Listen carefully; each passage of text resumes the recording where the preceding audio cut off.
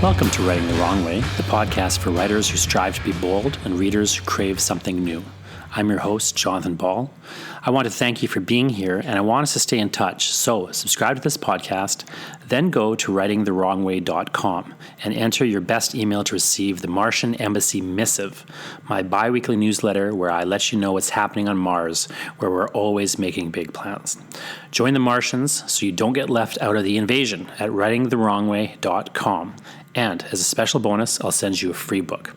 Speaking of books, my new book is The Lightning of Possible Storms, a collection of short fiction that reads like a novel. It includes stories about a mad scientist trying to steal his son's dreams, a story where a personification of capitalism is trying to impress his boss by winning a contest at work, a story about a Hollywood producer who just decides to adapt a bunch of explosions, and many other stories, some funny, some terrifying. Salima Nawaz says that is cheerfully horrifying and full of the unexpected. Suzette Mayer says it's beautifully written and expertly composed. And I say, it's time you read this book. I've been working on it for almost 20 years, and I'm excited to share it with you. So please go to possiblestorms.com. Again, that's possiblestorms.com, and you'll find out a lot more about this book and some of the bonuses that you can get when you buy this book. Let's get on with the show. So I'm talking to Derek Beaulieu, and Derek, I would like to know a little bit about your writing process, in particular because you're somebody who works in a few unusual areas, and especially, I think, and also somebody who straddles a number of different types of writing.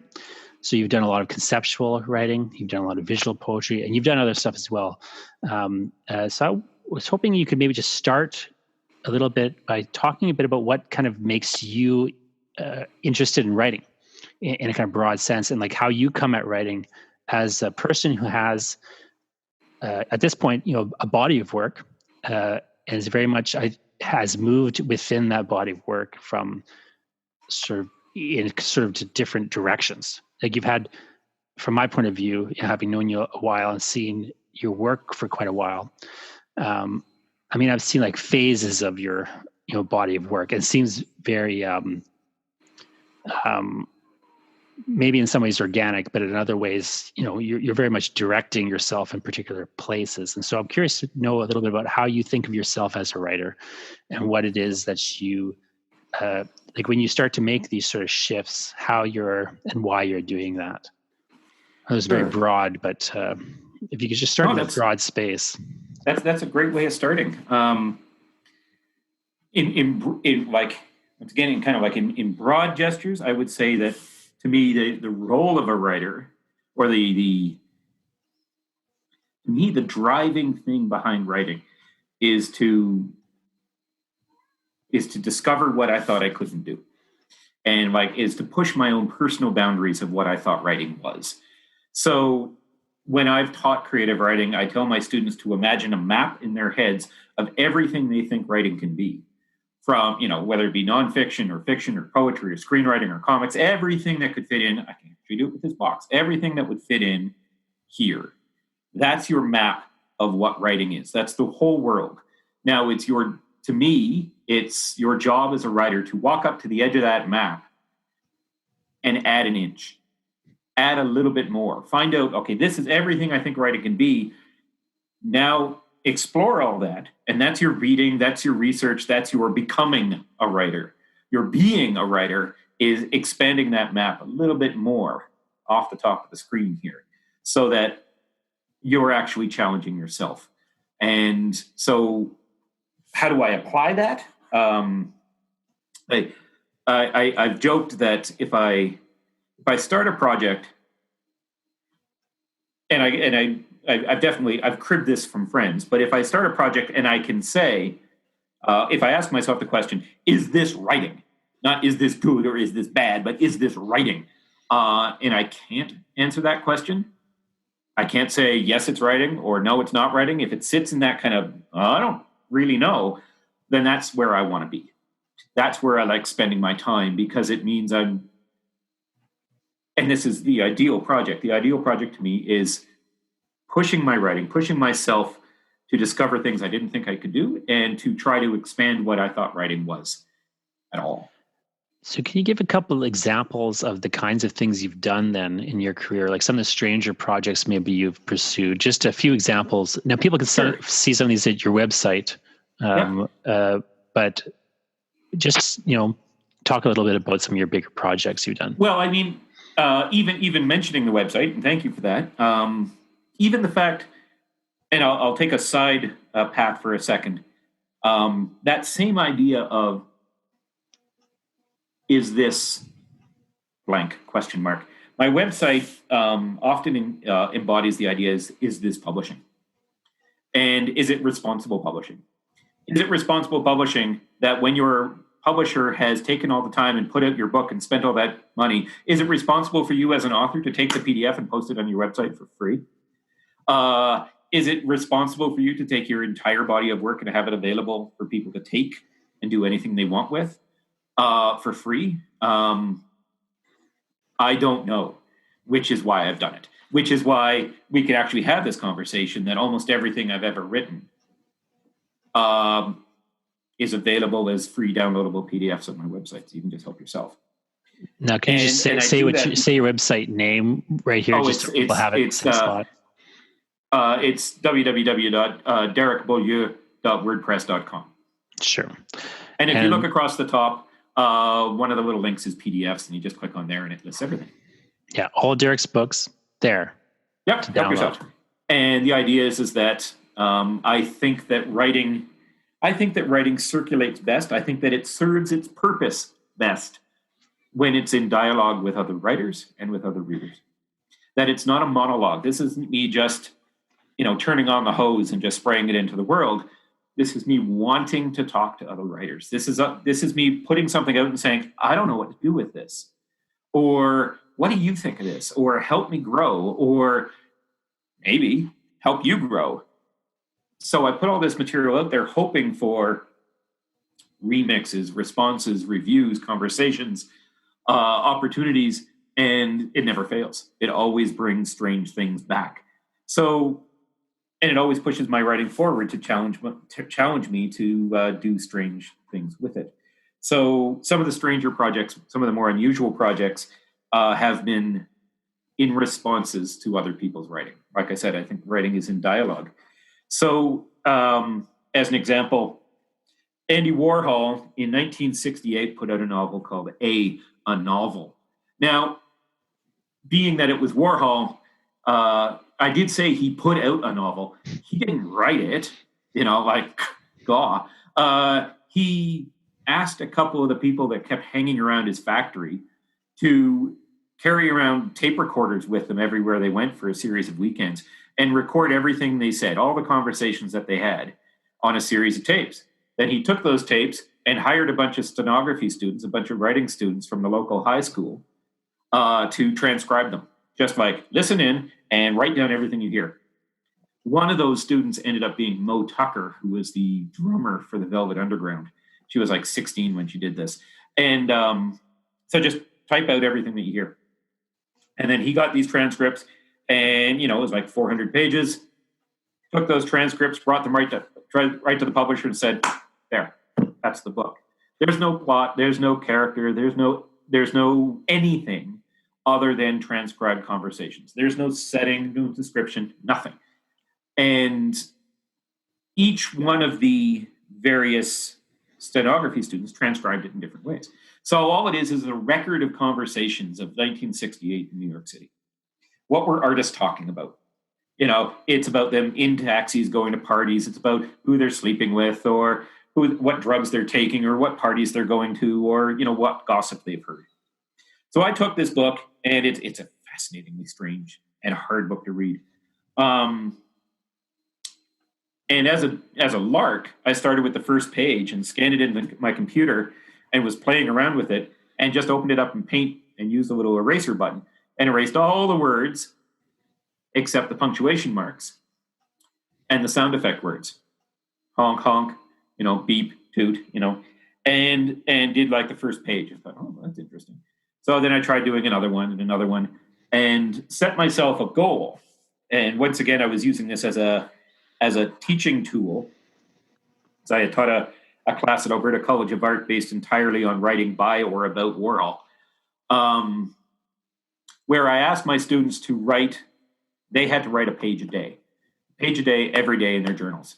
And most of them said it was impossible. That, like, oh, that's way too much. That's way too much homework to be writing a page a day. And I said, it's like going to the gym. Go to the gym. So you're going to go to the gym every single day. And they're like, it's too much. So I'm like, okay, all you need to do is you need to go to the gym, get changed, go into the gym itself, and do one push-up. One. And then you can leave. And the next day, come by and do one push-up. And then you can leave. And you do that a number of days in a row, and eventually you're like, I think I could probably do two. I think I could probably do two push-ups. And so I do one page of Warhol, erasing Warhol's text, and then I put it aside. And the next day I did one. And the next day I did one. I'm thinking it's 400 pages. It's going to take me 400 days. It would take about a year to write this novel. And by the end, I was doing 10 or 15 pages a day because, I had been doing one push-up a day. And it's, after a while, you find you can do more than one. So I'm left with this pile of paper, 400 some odd pages of nothing but punctuation marks, arranged in grids from the lines of the text, and the sounds of New York City. And it started to look and remind me of the, like the map of New York, the fact that the streets are in a grid.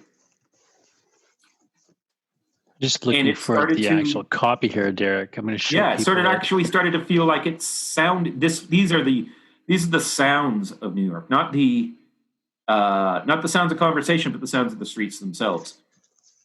Well, what's that? So to me, this is a conceptual project. This is a strange writing project that sees composition as conversation, as response, but also I didn't write anything in this book. I erased other people's work. And suddenly, to me, can you be a writer? Like, could not writing anything and just erasing other people's work be a writerly act? That, to me, started pushing myself around. That what would it mean to write a novel where I don't write anything? All I do is take stuff away. Well, something I think is really interesting about this particular project, just to kind of jump to it in a second. So I'm just going to if people can see this, I don't know if they can, but again, like Derek is saying, he's got all the punctuation here, and he's got the sound effects. So effectively, what he's done is he's taken a novel that primarily, historically, gets this interest from the fact that Andy Warhol, this celebrity artist. He's so famous in this period, he can literally take uncorrected transcripts of him and dump them in a book, call it a novel. It's a brilliant book in certain respects, but also it's a show of his celebrity. And what it does is, Warhol is the figure who overshadows every other contributor to that book. And what Derek has done is, of course, erased everything except for the contributions of the stenographers. So they're the ones who have decided to write the word dialing. They're the ones who put that punctuation in that particular place. These are the things that were not said on the tape. But they could hear in the background. Yeah, but these are the writerly decisions that the stenographers, these 16-year-old girls or whoever did. It's their contributions that were invisible that now are the only thing that you can see on these otherwise blank pages. So it's a very interesting political, and even I would say argue a weirdly feminist action to do this sort of non-writing writing.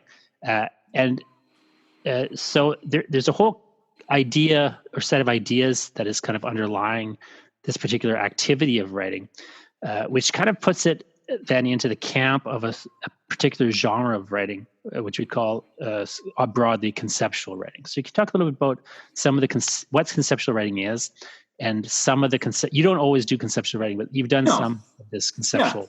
Yeah. I'd say probably about half of my projects have been about half have been visual, and about half have been concrete, and half have been conceptual. Conceptual writing kind of came to the fore in the early 2000s, and was a prominent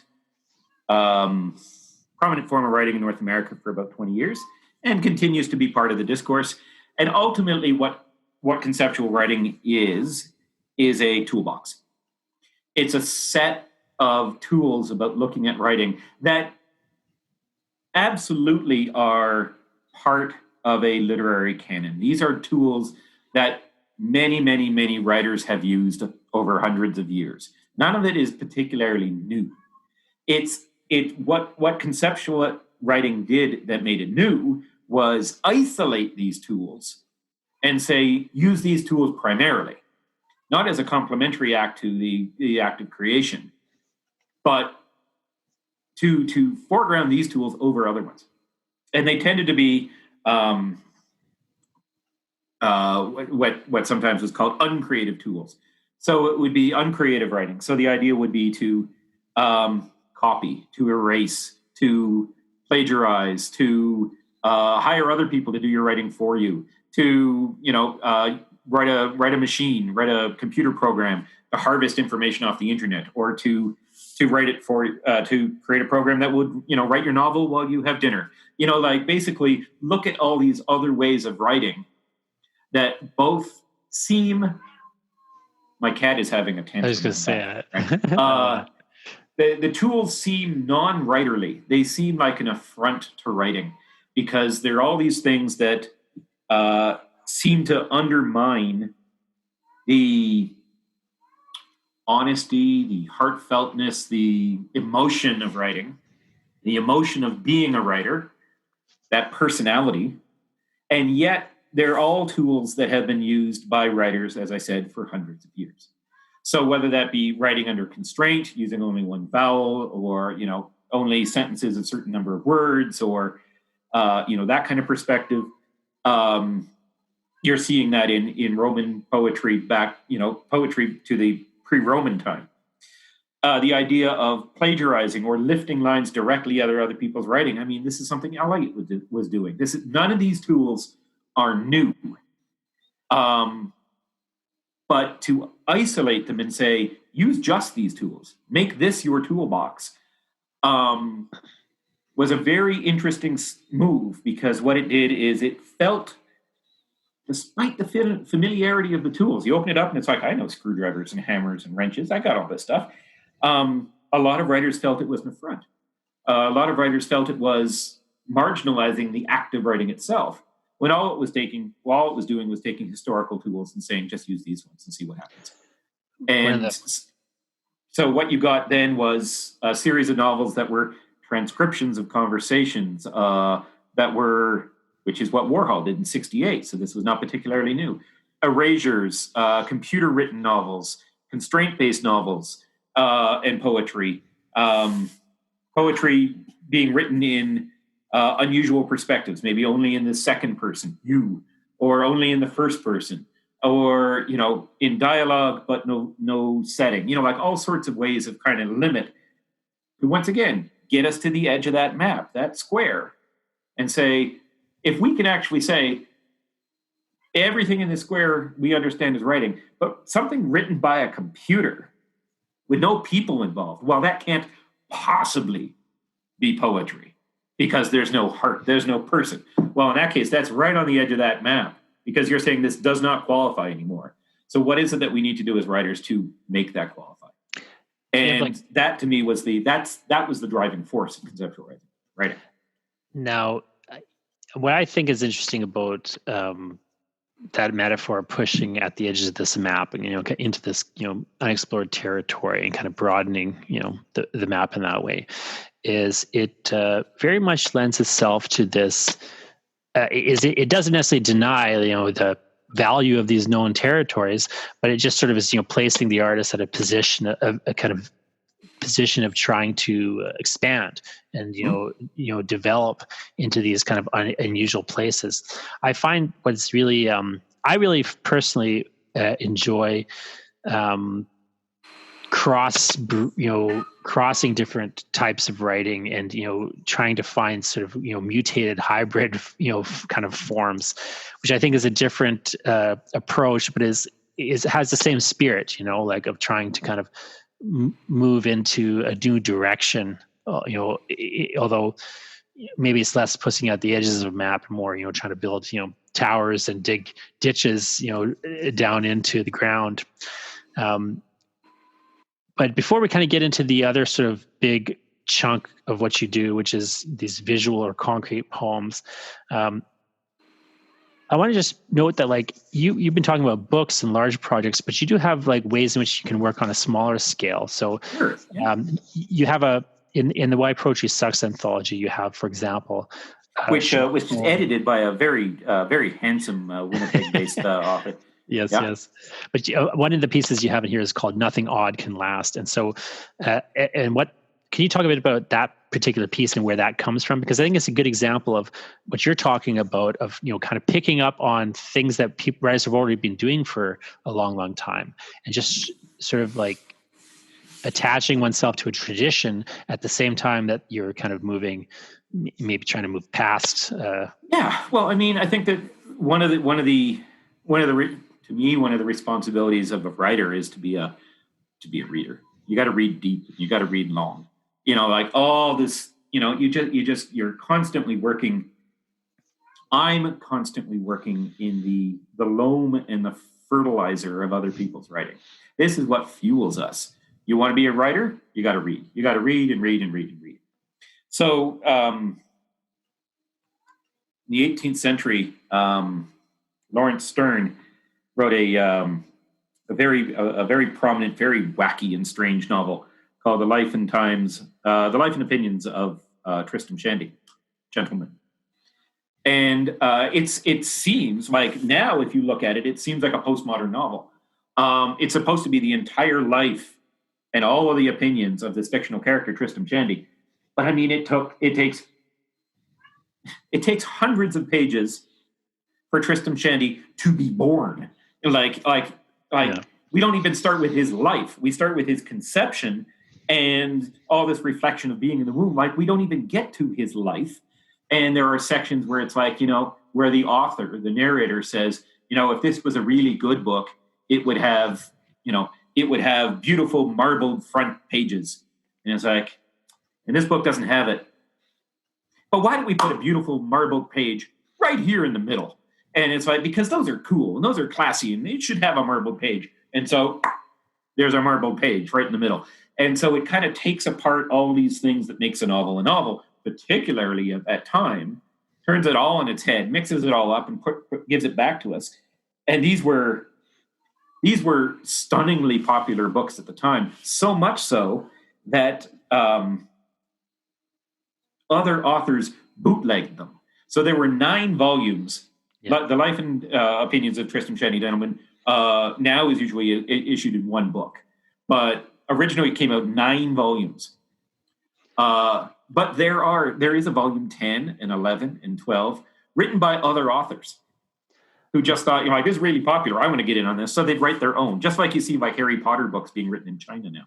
My favorite part of Life and Opinions of Tristram Shandy is the fact that because he's publishing them serially in these, volumes, he has, there's time between the volumes coming out.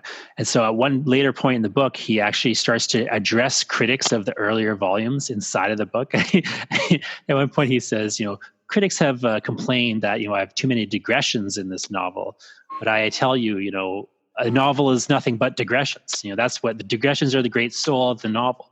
It's a brilliant, sort of interesting, hilarious. Which, of course, in the novel, because he's digressing from the novel itself to address the critics. It's a fabulously strange book, but it's a very particular, because of its age and its strange structure. It's a very difficult book. So Nothing Odd That Can Last was actually a critique of Tristram Shandy when it first came out. That was a dismissive phrase a critic used. It was like, well, this is fine, but nothing this odd could last. Like, nobody's going to be reading this in 100 years. And of course we are. So that particular poem, I went online to a series of like Cole's Notes sites of like study guides and just pulled out all the questions that they suggested were good study questions, were good reflective questions, and just took them out of study manuals for Tristram Shandy and put them in a row and arranged them as a list without ever mentioning Tristram Shandy. So you start like, what they become these strangely reflective statements. It's like what you can't anchor them to that book.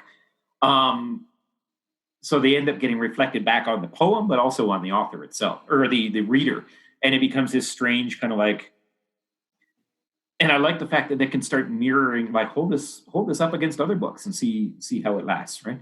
And so that for instance, that poem is entirely, it's a collaged poem from other sources. So it's a collaged, plagiarized poem taken entirely from sentences of study guides for Tristram Shandy. I want to pinpoint a few things about that poem. So for people, watching this, students of writing or students of literature, who are kind of thinking through how they would write or how they would read in this manner, I just want to highlight a few of the specific practical things that you're doing. And you can kind of jump in here at any point you want to say something more about them. But so one, I want to point out that there is one, you're doing, this is an example of found poetry in the sense that you're pulling this material that you haven't written yourself, and you're reproducing it, as a found, text or series of texts that you're collating here. Two, the title itself is a found text as well, but it's from a different source. It's not one of these questions. It's, as you say, this original contemporary at the time of that book coming out, this criticism of the book. That is operating as a title. And so that title is also a reference and an allusion as well. You could take that title and run it through Google. In fact, a student would, right? If they didn't know what they were trying to do, they would take the title, put strings around it, run it through Google. You would find the original quote. And that's when you would start to anchor. So the title does sort of in a weird way, not directly, but kind of indirectly start to anchor it to the original text and provide a bit of that context. Even as this kind of a joke, an ironic joke, here, although, he's saying nothing odd can last, here is the proof that this odd thing has lasted. And it ends up being a comment on conceptual writing itself that a lot of people were like, writing like this isn't going to last. Nothing this odd can possibly stick around. And it has had lasting impact. And here we are, 20 some odd years later since this series of toolboxes gained prominence. And we're still talking about it. So even if you're thinking that the poem itself, nobody's going to read this, it's too weird. I think there's also an interesting way in which it works, because both the title and the questions, although they seem to be coming at opposite directions, the title seems to be dismissing the Tristram Shandy. The questions seem to be valorizing Tristram Shandy as an object worthy of study. But both of them are an attempt to normalize, to diffuse the weirdness of this thing, right? Either diffusing it by dismissing it or diffusing it by making it sort of normal. Here's like the normal questions you could ask of any novel, as if they applied to Tristram Shandy, right? Yeah. This totally deranged, early novel. It reminds me of my favorite novel in English is Moby Dick, and it reminds me very much of Tristram Shandy and Moby Dick insofar as is this book that is venerated as a classic and is not often discussed in a way that addresses how strange it is. Moby Dick especially, the experience of hearing about Moby Dick and reading Moby Dick is wildly divergent.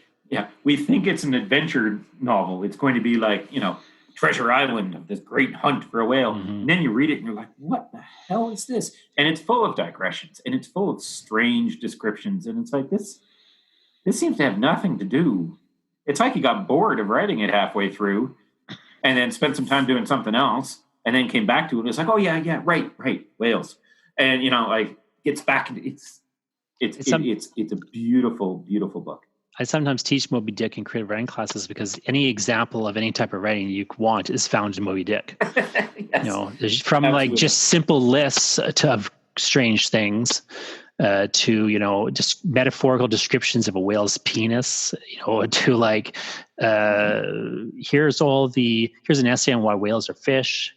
Here's a crazy, well-written action and, thriller kind of esque action to, bizarre that jokes. That whole thing about why whales are fish is just so illogically beautiful. Right? It's pataphysically wonderful that, I need to kill Moby Dick, but Moby Dick, this whale, if I'm going to kill it, I couldn't deal with the idea that it has feelings.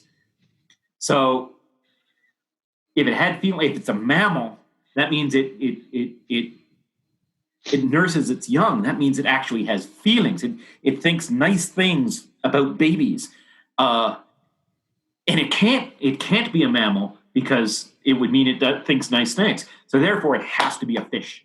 Yeah. It's such and so the brilliant... whole book is actually this argument that whales are fish. And it's like, what the hell is going on here?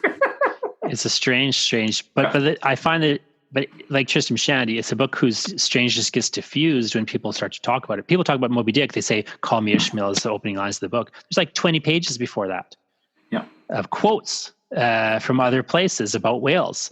It's an interesting phenomenon. So what I think I like about that particular poem of yours is it really gets to the heart of like that. In addition to being kind of a bit of a joke and kind of a self-reflexive kind of poking fun at critics of conceptual writing and whatnot, it also inserts it into that tradition and provides a real defense of it. But at the same time, it kind of gets into that whole. It almost criticizes conceptual writing as well as being this. It has this double-edged sword of like, once it starts to enter the academy, once it starts to kind of come, once the weirdness gets to cut off from it and it becomes normalized, there's going to be that edge lost. Like, it's got a lot of different ways in which it can operate. Once a poem starts getting talked about on Zoom, it's not really exciting anymore. In some ways, right. And then you also have this poem in What Poetry Sucks, which is January 28, 1986. Again, just a date for a title that provides a bit of a clue to what the poem would be of it. What I love about this poem is it reads like a Warner Brothers cartoon, right? There's George. Where does she come up from, George? Yeah, but where does it come up? Like, I keep thinking of George, the kind of Mice and Men. Yeah. Warner Brothers reference. So this particular poem. So while the first one is all a found poem, it's all phrases stolen. This poem is made of a transcript, and this is a transcript of a home video, video. Somebody just literally standing on their street with a video camera, looking up at the sky, watching the Challenger take off, and it gets up into the sky, and of course it explodes, and it blows up. And years later. People thought that the only footage of the Challenger explosion was what you were seeing in the news. And years later, this particular footage came to light of somebody who had filmed it from their own perspective on the street. And to me, once again, it was this. I watched this video, and I was very familiar with the explosion. We had seen this before, but what made it strange to me was listening to this fellow's narration, which was, like you said, strangely comedic, totally separate from what you're watching, completely inane, and yet engaging with this incredibly touching, incredibly moving moment in American history that comes across as just this dumb narration. And so all I did, once again, was just listen to that video and just write down what he says. That's it. No context, no setting, no anything other than it's a monologue. It's dropped right in there. I don't know if it belongs coming out of Hamlet's mouth or not, but it's just this monologue of dumb, like this total dumb. And yet, like I said, this is for poetry. We think that poets, once again, we think that a lot of poetry is about a particularly erudite, particularly beautiful or well-written, well-wrought response to an emotive moment. Like something has broken my heart, so I write beautifully about it. And yet, for the Challenger explosion, here we are faced with something tragic, something, horrible. This is actually the reality of an emotive response to the Challenger explosion. This is what people said when they saw it. They weren't crying. They were like, wow, that doesn't look good. Like, hey, George, where's it supposed to come? Like, it's completely inane. That is actually the transcript of a real emotive response. This is poetry. This is the emotion of tragedy. This is what Hamlet would actually have said when faced with his ghost. I always say when I read horror novels, my favorite genre is horror and the horror novel. But my complaint about horror novels is that the trend in horror is to cleanly narrate things in a very straightforward manner. And to me, if it's so horrible, it should be hard to talk about. And so what I like is writers who start to kind of break down almost, like the story breaks down in a certain respect when they hit that point. But just to kind of go back to your earlier point and flip it a little bit before we move on to talking about visual poetry. You mentioned the toolbox and conceptual writing is, here's a just different way to get a toolbox.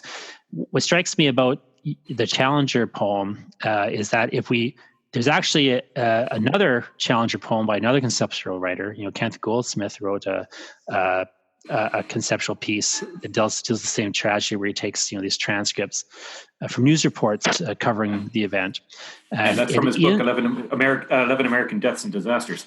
And in that particular part on the Challenger disaster, there's a moment where this child has called into a radio show, and they're reporting a child called in and asked, was it the apple that caused the explosion? Because he had given this woman an apple, this school teacher an apple before she went into space, and he wanted to know was there's something wrong with the apple? Did the apple cause this?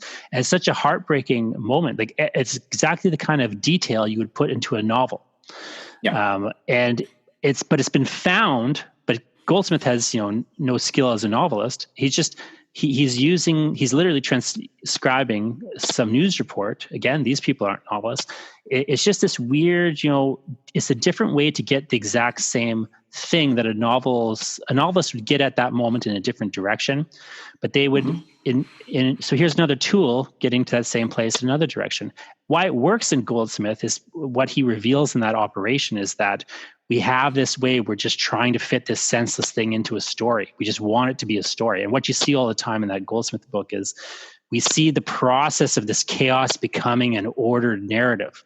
And we get to see it. Whereas, in the live event happening, we don't, see it, but it's all happening. We need it to make sense. We need it to boil down to this child worrying that maybe he caused it because he gave her an apple. And in that book in that book by Goldsmith, you see a myth being created. That, it starts off as just chaos and noise. And then by the end of it, you can see the narrative that's going to last for decades. You can see the myth of the event, whether it be the Kennedy assassination or Michael Jackson's death or whatever. You can see it, that it, like you said, it concretes. He was on, I forget it was Jon Stewart or the Colbert Report, but somebody had, I think, on Colbert Report, but Colbert had asked him, "Is it vampiric to write a book like this?" And I was a little annoyed about Goldsmith's answer, because I think the correct answer is that it is vampiric, and he's highlighting the vampirism that is apparent in these moments. They're covering on the news, and there becomes a moment where it seeds into vampirism, and we start to see it becoming a national myth. And we see, I think the vampirism is the point and the reason to do it, as opposed to a thing you need to defend yourself from charges from. But just to kind of circle away from this towards the others a little bit. The other thing that you've become very well known for, in fact, you were known for this well before you started really doing conceptual writing, is what we call concrete poetry, which is a subgenre or type of visual poetry. And can you talk a bit about what visual poetry is and sort of how, you've kind of played into that? Sure. That plays into your body of work. Visual poetry is, once again, just as the toolbox of conceptual writing are familiar tools, I think that concrete or visual poetry is familiar to a lot of your students as well. So this is something that we've encountered.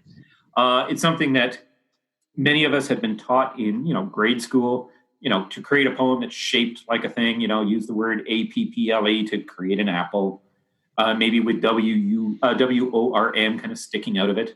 So there's the worm and the apple. shaped poetry. And it's also something that we encounter in a lot of ways in our day-to-day. And that is, logos and slogans of businesses that we see on street corners and in magazines and online and in advertising and in the mall. The conscious use of the shape and the form of the pieces of language, and I mean letters and punctuation marks, to create a feeling, a vibe. So what the concrete poetry that I use basically does is it looks at the smallest particles of language. So letters, punctuation marks, or even the pieces of letters, the ascenders, the round part of a C, and works to try to create the same level of, and this sounds sappy, but the same level of beauty or the same level of reflection, self-reflection that a more lyric poem might create.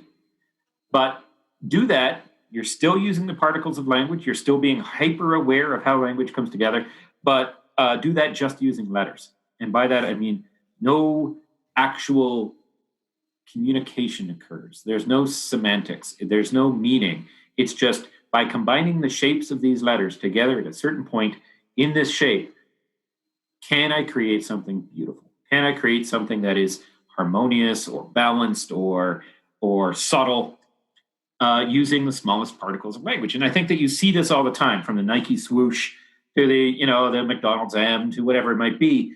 They bring up a mood. The Nike swoosh. This calls back to Greek mythology. It's got all this depth to it, this heft that we think it's just a and a Nike and that's it. But do you realize who Nike is? Do you realize why speed? Why this check mark? All this stuff. And visual poetry to me is the creation of poems that are not meant to be read, they're meant to be looked at. So they bridge that gap between reading and looking. So like something that hangs on the wall versus something in a book, and tries to move towards that same level of beauty, using only the smallest particles of language without dealing with meaning. And to me, a successful visual poem, once again, challenges what I think that writing is, how I got there, the process of writing, combining this thing and this thing in this way. Is it writing if there are no words, no sentences? But also, like, how far can I push the particles of language? How far can I rearrange these Lego pieces and still have them function, still have them do something beautiful and ethereal and exciting? So I've explained to my students once again that when you buy a box of Lego, to work on that metaphor a bit, you buy a box of Lego and there's a spaceship on the cover, and you are on the top of the box, and you open it up and there's all the pieces, and inside is an instruction manual to build that spaceship. So you build that spaceship, and this is normative writing. You follow the instructions and you create a thing that looks like a thing. And it's like, it's a spaceship, and you play with that spaceship. But invariably, at some point, you're going to take that spaceship and you're going to bust it back down to its little pieces. You're going to lose the box. You're going to lose the instructions. And you're going to be left with a handful of pieces. And you're going to build something else. You're going to build a giraffe. You're going to build a gun. You're going to build a police station. You're going to build or just a pile of things arranged in an interesting and exciting way. And that to me, that's where the play of poetry, that's why I like being a poet, is that I get to turn a spaceship into a giraffe, and then take it apart and just arrange it as, like, I'm going to pile up all the blue bricks, and I'm going to pile up all the yellow bricks, and create beautiful patterns. And I still get to take it apart and look it back at it over again. That's the creative act. To me, that's the love of writing. That's why you read, is to read that book, read Moby Dick, and then take it apart with a wrench and, like, set all its pieces out on your driveway, and you're like, what the hell does this piece do? I thought the book started with Call Me Ishmael, but there's these 20 pages of quotes scattered about my front lawn. What do I do with these things? There's this big section on white stuff. And what do I do with this? And then put it all back together again. Take Moby Dick, take it apart, put it back together again, and turn it into a spaceship.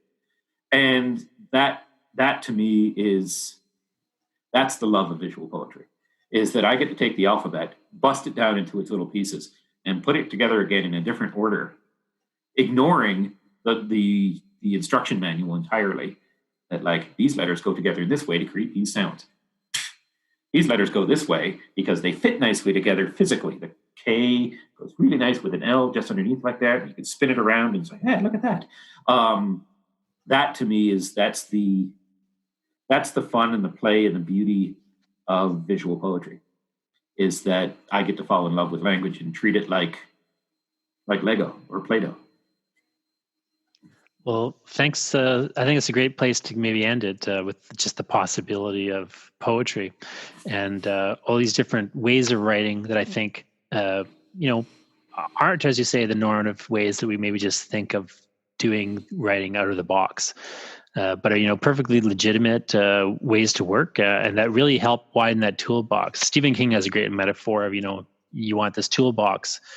You just want to keep adding tools to your toolbox, but then you got to take the whole toolbox with you. Because you never know, even if you're just going to use one little tool, you never know what you might need once you get there out of that toolbox. And so I think it behooves any writer, I feel, to learn, how to make poems out of, nothing. Poems out of words, poems out of shapes, poems by stealing other people's poems. Shakespeare did it. And you can do it too. It's perfectly legitimate, supposedly, according to Shakespeare. Well, I mean, that's my favorite joke about Shakespeare. My joke about Shakespeare, Derek, I don't know if I ever told you this, is William Shakespeare is at a play with his friends, and they're all watching the play, and Shakespeare turns to his friend and goes, "This play is pretty good, it would make a great play." And his friends go, "William, we're already watching this. It's already a play." And he turns to his buddy and goes, "You guys are idiots and I'm a genius." Mm-hmm. Yeah, absolutely. I mean, it's, poetry is wide enough and deep enough and strange enough, and nobody's watching. So, treat it like a playhouse. Treat it like a a toy box, that all this stuff is, there's no expectations of this form, because it's all, like I said, because nobody's reading it, nobody's watching, and you are free to do as you wish with it. And that's the fun part. That's where poetry happens, is that if you're writing the way everybody else writes, you're writing like them, and write the way you want to write with complete freedom. Throw away those instructions entirely and deal with this box of Lego.